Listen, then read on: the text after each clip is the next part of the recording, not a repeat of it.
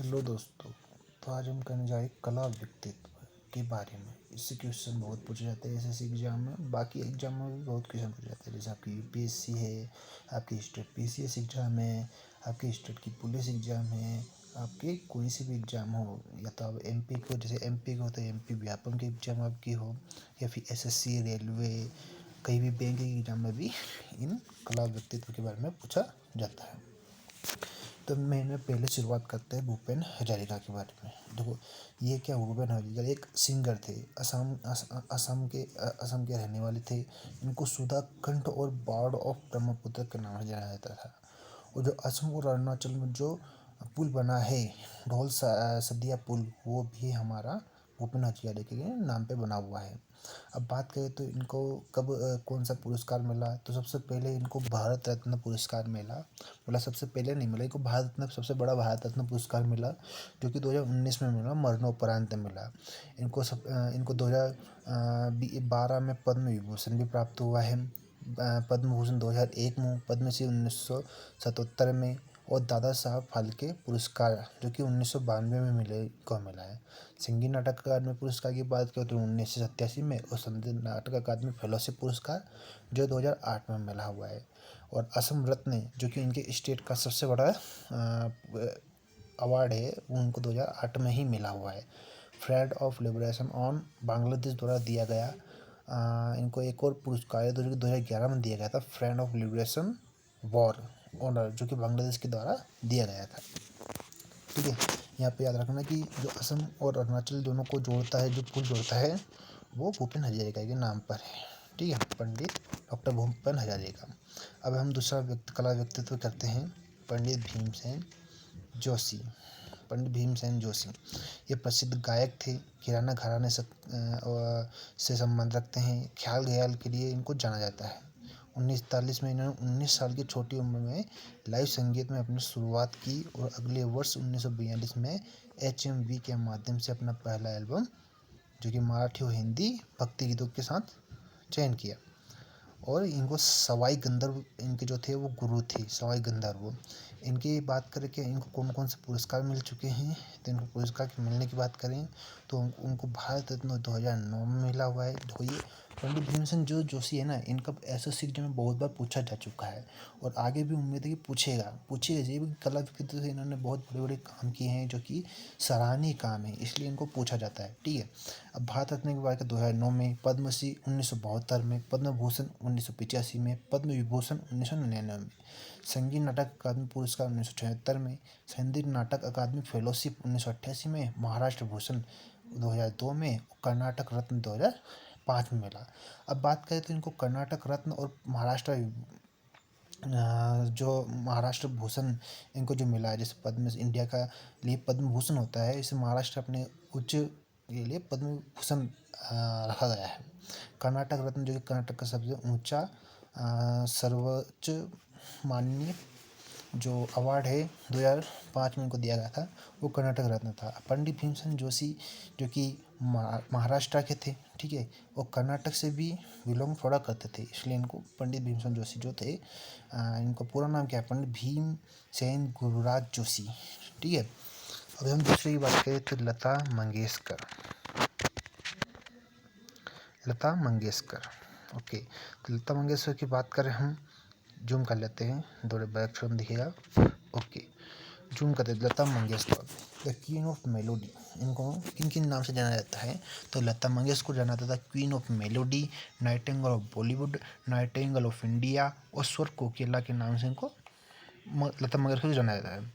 इन्होंने अपनी 13 साल की उम्र में एक मराठी फिल्म जो कि किती हसाल के रिकॉर्ड किया था। ठीक है, उन्हें शिक्षक जो थे वो अमन अली खान, जो कि भिंडी बजब घराने से थे।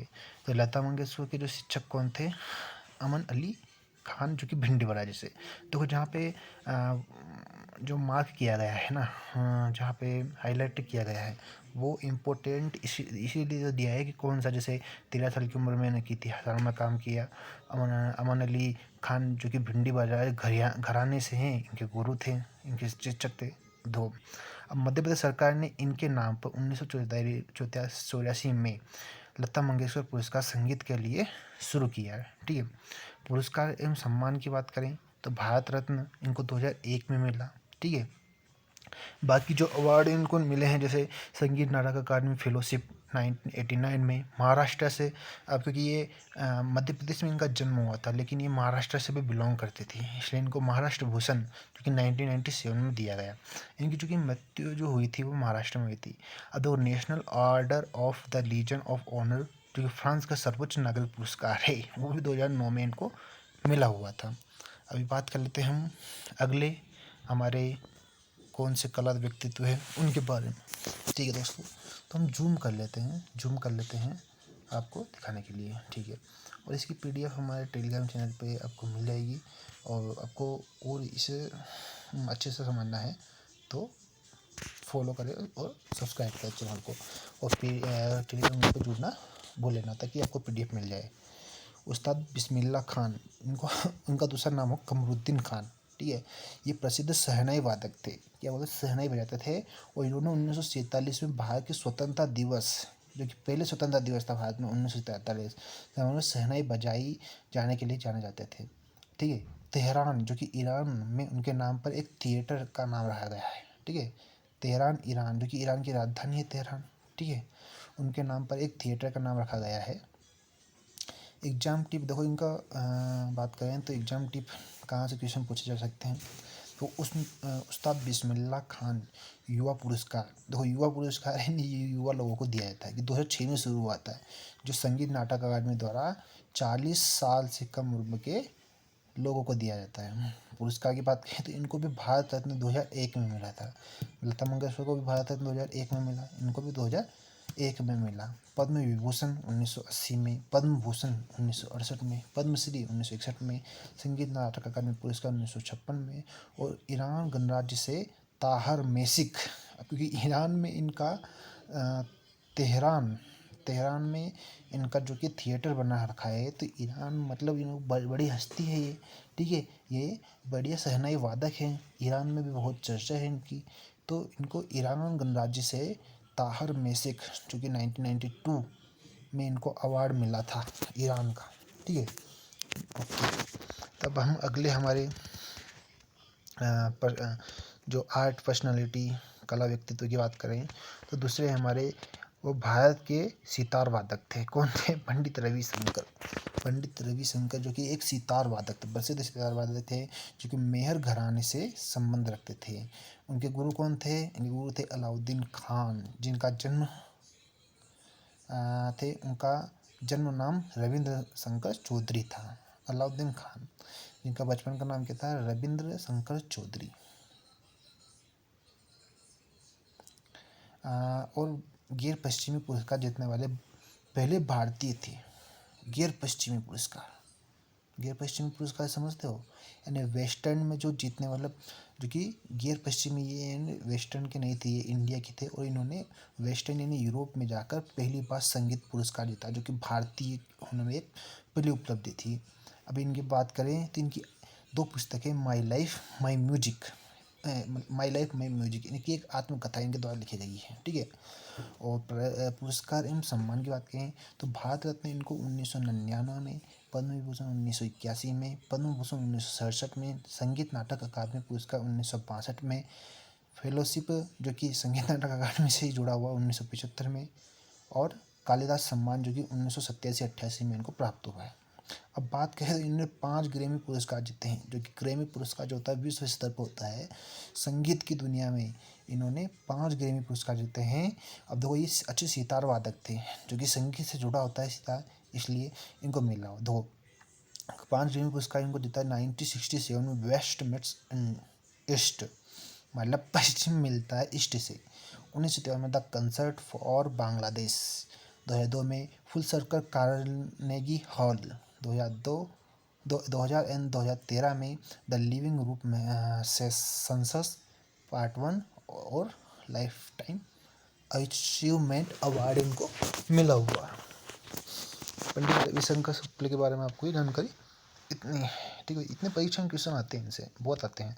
MS सुब्बलक्ष्मी, इनसे क्वेश्चन ना पूछा जाए तो हो ही नहीं सकता। ठीक है, ये भारतीय कर्नाटक गायक है, ये भी सिंगर थी। ठीक है, और इनका जन्म मदुरै तमिलनाडु में हुआ था, और संयुक्त राष्ट्र महासभा जो कि 1966 के समक्ष प्रदर्शन करने वाली पहली भारतीय गायिका थी। ठीक है, और अगस्त 2016 में संयुक्त राष्ट्र संगठन द्वारा उन्हें सम्मानित किया गया था। अब बात करें तो पुरस्कार जो हो देखो, रेमन मैग्सेसे पुरस्कार, तो प्रथम भारतीय महिला थी जिन्होंने रेमन मैग्सेसे पुरस्कार जीता था 1974 में, जो कि इनको भारत में मिला हुआ है, जो कि भारत का सबसे उच्च अवार्ड है। ठीक है, भारत रत्न सबसे उच्च अधिकार, क्योंकि जो पॉलिटी में वरीयता क्रम में पूछे थे इनको वरीयता, उसमें भारत रत्न होता है, इनकी पोजीशन वहाँ लग जुड़ी होती है, क्योंकि भारत रत्न 1998 में मिला था, पद्म भूषण 1954 में, पद्म विभूषण 1975 में, संगीत नाटक अकादमी पुरस्कार 1956 में, संगीत कला निधि जो कि 1968 में, और राष्ट्रीय एकता के लिए इंदिरा गांधी पुरस्कार इनको जो मिला है 1990 में मिला है। चलो दोस्तों, आगे हम बात कर लेते हैं हमारे दूसरे कला व्यक्तित्व सत्यजीत रे। ठीक है, बड़ा पर्दा कर लेते हैं इनका, सत्यजीत रे। अब अपनी कॉपी में नोट करते जाइए इनका नाम। ठीक है, ये परीक्षा में बहुत बार पूछे जा चुके हैं, उम्मीद करता हूँ कि आप अच्छा दर्शन करेंगे इसका। बात की सत्यजीत रे की, तो फिल्म निर्देशक, लेखक और संगीतकार थे, मतलब डायरेक्टर, राइटर और सिंगर तीनों थे। इनकी प्रमुख फिल्में कौन सी है? पाथेर पांचाली, अपराजितो, अपूर्व संसार, देवी, चारुलता का पुरुष और नायक। 1966 में इनकी मूवी बनी थी नायक। पुरस्कार की बात करें तो इनको भारत रत्न मिला है 1992। अब देखो इनका कला व्यक्तित्व क्यों प्रश्न पूछे जाते हैं सत्यजीत राय के बारे में, क्योंकि इन्होंने देखो, एक तो पहले कि भारत रत्न मिला इनको, पद्मश्री, पद्म भूषण, पद्म विभूषण, रेमन मैग्सेसे पुरस्कार, सेवियर लैंड नेहरू पुरस्कार, fellowship, Commander of the Legion of Honour, Oscar द्वारा लाइफ टाइम अचीवमेंट पुरस्कार, दादा साहब फाल्के पुरस्कार, इतने सारे इनको अवार्ड मिले हैं। ये कला के क्षेत्र में बहुत ही बड़े काम कर चुके हैं, इसलिए इनको इतने सारे अवार्ड मिले हुए, इसलिए क्वेश्चन यहाँ पे ऐसे बहुत बनता है इनके बारे में। ठीक है, तो आप सब इनको नोट कर लीजिए। देखो, इनको भारत ने 1992 में और Oscar of the life time achievement पुरस्कार 1992 में। ये क्वेश्चन पूछे जा चुके हैं एसएससी में पुराने ईयर में। ठीक है, ओके। अब हम बात कर लेते हैं जाकिर हुसैन। जूम कर लेते थोड़ा, ठीक है, जूम कर लेते हैं। जाकिर हुसैन, अब देखो, ये प्रसिद्ध तबला वादक थे। कौन थे? तबला वादक। ठीक है, प्रसिद्ध तबला वादक उस्ताद अल्लाह रक्का खां के पुत्र। ठीक है, इनके पिता भी एक बढ़िया ही तबला वादक थे, जाकिर हुसैन के पिता उस्ताद अल्लाह रक्का खां के पुत्र। अल्लाह रक्का खां का भी अब हम आके जाके उनका भी पढ़ेंगे, उनको भी कौन कौन सा अवार्ड मिला हुआ है, कौन कौन सा नहीं मिला हुआ। ठीक है, देखो, अब देखो बात करें तो यह जो है प्लेनेट ड्रम नामक बैंड का हिस्सा थे, और वह तबला के पंजाब घराने से संबंधित थे। कहाँ के थे? पंजाब घराने से, यानी रहने वाली पंजाब से थे। पुरस्कार की बात करते हैं तो पद्मश्री 1988, संगीत नाटक अकादमी पुरस्कार 1990, पद्म भूषण 2002, पद्म विभूषण 2023 और संगीत नाटक अकादमी फेलोशिप 2018, कालिदास सम्मान 2006 में इनको मिला हुआ है। और ये ग्रैमी पुरस्कार विजेता भी है भाई। 2009 में इन्हें सर्वश्रेष्ठ समकालीन विश्व संगीत एल्बम के लिए 2009 में इनको ग्रैमी पुरस्कार मिला। 1999 में United Nations endowment for the arts के नेशनल हेरिटेज फिलोसफी इनको मिली हुई है। सोच सकते कितना पहुँचे हुए आदमी, इतने पुरस्कार किसी को नहीं मिलते भाई। चलो तो सब बात करते हैं गिरजा देवी। अब गिरजा देवी को किस इसीलिए, अब गिरजा देवी जो है यह ठुमरी गायिका है। ठुमरी एक जो कि नृत्य भी है, ठुमरी गाय वो भी है, तो ठुमरी गायिका है और बनारस घराने से संबंधित है। उन्हें ठुमरी की रानी के नाम से भी जाना जाता है। तो गिरजा देवी की बात करें क्या है, ये ठुमरी गायिका है, बनारस घराने से संबंध रखती है, ठुमरी की इनको रानी भी कहा जाता है। ओके, कौन कौन से पुरस्कार इन्होंने जीते हैं? देखो, अभी हाल ही में पुरस्कार की बात करें तो इन्हें पद्म विभूषण 2016 में मिला हुआ था। ठीक है, लेकिन सबसे पहले जो पुरस्कार मिला था वो इनको पद्मश्री 1972 में मिला था। संगीत नाटक अकादमी पुरस्कार जो कि बहुत बड़ा पुरस्कार होता है, ये 1977 में इनको मिला था। ठीक है, तो आप नोट कर सकते हो इनका। अब वो हम बात करते हैं डॉक्टर यामिनी कृष्णा मूर्ति। अब देखो ये कुचिपुड़ी और भरतनाट्यम दोनों के लिए नृत्यों के लिए जानी जाती है। अब देखो ये अच्छा नृत्य करती हैं, अच्छा प्रदर्शन करती हैं, तभी इनको अवार्ड मिलते हैं और इनका परीक्षा में इसलिए ही एग्जाम में पूछा जाता है। तो वो परीक्षा में आपको एग्जाम कहाँ से क्वेश्चन पूछता कहाँ से, वो यहीं से तो पूछता है कि उस नृत्य से कौन सा कहाँ जुड़ा हुआ है, उसको जुड़ा हुआ है तो उसको अवार्ड भी मिला है। कौन सा मिला है? पद्म भूषण, पद्मश्री, पद्म विभूषण, संगीत नाटक अकादमी पुरस्कार, ये सारे जो पुरस्कार मिले हैं ना, तभी इनका परीक्षा में पूछा जाता है। मैंने एनालाइज किया है, ऐसा ही पूछा जाता है। ठीक है। बाकी डॉक्टर यामिनी कृष्णमूर्ति, वह कुचिपुड़ी और भरतनाट्यम दोनों के लिए शास्त्रीय नृत्य के लिए जानी जाती है। उन्हें भारत में तिरुमाला तिरुपति देवस्थानम मंदिर द्वारा अस्थाना नृत्य की यानी निवासी नृत्यांगना की उपाधि प्रदान की गई है। अब पुरस्कार की बात करें तो इनको 2016 में पद्म विभूषण पुरस्कार मिला है। सबसे पहले तो इनको 1968 में पद्मश्री ही मिला था, संगीत नाटक अकादमी 1977 में, और पद्म भूषण 2001 में, पद्म विभूषण 2016 में। ओके। पद्म विभूषण एक बड़ी चीज़ होती है, नहीं ये बाद में ही मिलती है। अब हम आगे की बात करें तो हमारे आगे का कौन कौन से कला व्यक्ति थे जुड़े हुए आदमी हैं। अच्छा जूम करना ठीक है। ओके, गंगूबाई हंगल पे भी आएंगे हम। उससे पहले हमारा कौन से एक और सेलिब्रिटी मतलब कला व्यक्ति पर्सनालिटी जो है जुड़ी हुई है उसकी बात कर लेते हैं। सोनल मानसिंह। सोनल मानसिंह जो कि प्रमुख शास्त्रीय नृत्यांगना है जो भरतनाट्यम और ओडिसी में माहिर है। वो 1992 में पद्म भूषण पाने वाली सबसे कम उम्र वाली कलाकार थी। पद्म भूषण जो सबसे पद्म भूषण प्राप्त करने वाले सबसे कम उम्र के कलाकार, सबसे इम्पोर्टेंट क्वेश्चन है, पूछा जाता है कि पद्म भूषण पाने वाले सबसे कम उम्र की जो कलाकार है वो कौन है? सोनल मानसिंह, जिनको पद्म 1992 में मिला था ना। इस सबसे कम उम्र थी इनकी, शायद होगी 18-19 साल उम्र होगी। पद्म विभूषण 2003 में, संगीत अकादमी को 1987 में इनको प्राप्त हुआ था। ओके।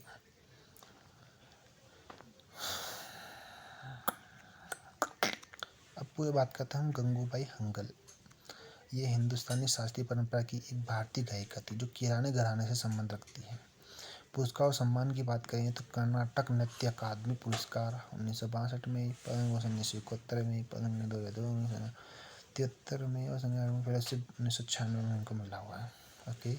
बच्चा की दृष्टि से बहुत इंपॉर्टेंट है। इनके बाद बहुत पूछा चुका है, पूछे हुए क्वेश्चन है भाई, ये पूछे भी जाएंगे। ऐसा नहीं कि एक बार पूछा तो नहीं पूछेंगे। ऐसे बहुत रिपीटेड करती है, इसी के सारी एग्जाम रिपीटेड करती है क्वेश्चन। रिपीटेड क्यों नहीं करेगी? क्योंकि वो क्वेश्चन कहाँ से अलग से थोड़ा बना के लाएगी। हैं। पंडित शिव कुमार शर्मा, ये प्रसिद्ध ही संगीतकार और संतूर वादक थे। उन्होंने शिव हरि नाम से भारतीय बांसुरी वादक हरिप्रसाद चौरसिया के साथ सहयोग किया था। अगर हरिप्रसाद चौरसिया के बारे में हम पढ़ेंगे, ये भी एक बांसुरी वादक थे। ठीक है। और ये जो थे वो संतूर वादक थे। अब बात लेंगे फिल्म रचनाएं तो फासले 1985, चांदनी, ये आपने मूवी सुनी चांदनी, चांदनी 1989 में, और लम्हे जो मूवी 1991 थी, इनमें उन्होंने काम किया है। इनके पुरस्कार की बात करें तो पद्म विभूषण इनको 2001 में मिला था। उससे पहले इनको 2 अवार्ड प्राप्त हो चुके हैं, संगीत नाटक अकादमी 1986 और पद्मश्री 1991। ओके। अब इनको संगीत नाटक अकादमी पुरस्कार क्यों मिलेगा? क्योंकि संगीत से जुड़े संतूर वादक थे। ठीक है। अमजद अली खान, ये भारत में सरोद वादक है और 2014 में नोबेल शांति पुरस्कार समारोह में रागा फॉर पीस प्रस्तुत किया था। ठीक है। रागा फॉर पीस, पीस का एक राग प्रस्तुत किया था। एग्जाम टिप देखो, एग्जाम कहाँ से क्वेश्चन रहे हैं। अब देखो, अमेरिका राज्य मैसाचुसेट्स ने 20 अप्रैल 1984 को अमजद अली खान दिवस के रूप में घोषित किया। और इतने बड़े फेमस है कि अमेरिका ने इनके नाम पर एक डे घोषित कर दिया भाई। देखा, इतने बड़े उपाधि थे इनके। तो अब इनको अवार्ड की बात कर लेते हैं, पुरस्कार एवं सम्मान की बात करते हैं। 1975 को पहला पद्मश्री अवार्ड मिला, संगीत नाटक अकादमी 1989 और पद्म भूषण 1991 और पद्म विभूषण 2001 में इनको प्राप्त हुआ। ओके। अभी हमारे एक और बचा हुआ है, उसके बाद हम क्लास की समाप्ति की ओर बढ़ते हैं। ठीक है। केलुचरण महापात्र है, ये भैया ओडिसी के नृत्य के बहुत बड़े जाने माने एक डांसर है, ठीक है, ओडिसी जो कि क्लासिकल डांसर है। तो एक प्रसिद्ध ओडिसी नर्तक है। इन्होंने अपनी पत्नी लक्ष्मी प्रिया महापात्रा जो कि ओडिसी की वो भी एक डांसर है, नृत्यांगना है, और अपने बेटे रतिकांत महापात्रा के साथ मिलकर 1993 में सृजन का निर्माण किया। अब नृत्य की इनको अवार्ड की बात करें तो नृत्य के लिए संगीत नाटक अकादमी पुरस्कार ओडिसी जो कि उड़ीसा की तरफ से मिला हुआ है 1966, पद्मश्री 1974, पद्म भूषण 1988 और पद्म विभूषण 2002 में इनको प्राप्त हुआ है। यदि आप समझ चुके हो कि कितने हमने सबसे ज़्यादातर बात की हमने इम्पोर्टेंट ही जो कि फेमस पर्सनालिटी है कला से जुड़े हुए उनकी बात की है हमने, और हम आगे भी ऐसी क्लास जारी रखेंगे, ठीक है। ये क्लास आपको पसंद आई है तो आप वीडियो को लाइक करें और चैनल को सब्सक्राइब करें, सब्सक्राइब करना बोलो, और इसकी वीडियो भी आपको मिल जाएगी हमारे टेलीग्राम चैनल पर। टेलीग्राम चैनल हम लिंक डिस्क्रिप्शन में दे देंगे, ठीक है, उसमें आप जुड़ जाइएगा, हम आपको पीडीएफ प्रोवाइड करा देंगे। और पढ़ते रहो दोस्तों, देखो सपना अपना पूरा करना है, जो भी आप जिसका लेकर जिसकी उम्मीद लेकर आप पढ़ रहे हो ना, वो सपना आपको पूरा करना है, ठीक है। ओके भाई, तो कल से समाप्ति की ओर बढ़ते हैं। हाँ, चैनल को जरूर सब्सक्राइब करना भाई, सब्सक्राइब क्या करना है, सब्सक्राइब।